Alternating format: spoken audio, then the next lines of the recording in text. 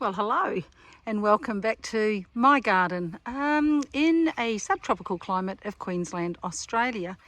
Now, sometimes we overlook some of the easiest plants to grow, and a petunia is something that I find extremely hardy and extremely healthy in my garden. Now, generally people look at these as being annual plants, but they're actually perennials. This one in the pot here has now been in my garden for 1.5 years, and as you can see, it is in a pot. It doesn't actually get any extra water from me. It lives only on the natural rainfall that we get in our area, and quite frankly, this year we haven't had very much, but as you can see, it happily grows along here. And all you need to do is come along and take off the spent flowers.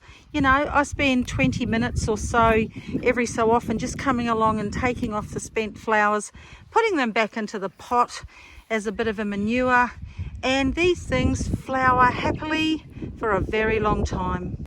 They do say that petunias will grow anywhere, but they particularly like the warmer weather, and they will flower longer in warmer weather. So I guess that's why I get so much out of them here. This one is also in a pot. I mean, our temperature today is 25 degrees, so 80 in the old scale, whichever scale you work by. And look at the absolute intense colour of these. This is one thing with petunias, the colours are absolutely amazing, and they are a magnet to all of the bees that live in my garden. So not only do petunias come in almost every colour of the rainbow, they come in many different forms as well. Just look at the frilly nature of this one. Isn't that beautiful? And the flowers on here are really large as well. And once again, just going around and picking off the ones that have already flowered. And you can see the native bees just absolutely adore this one.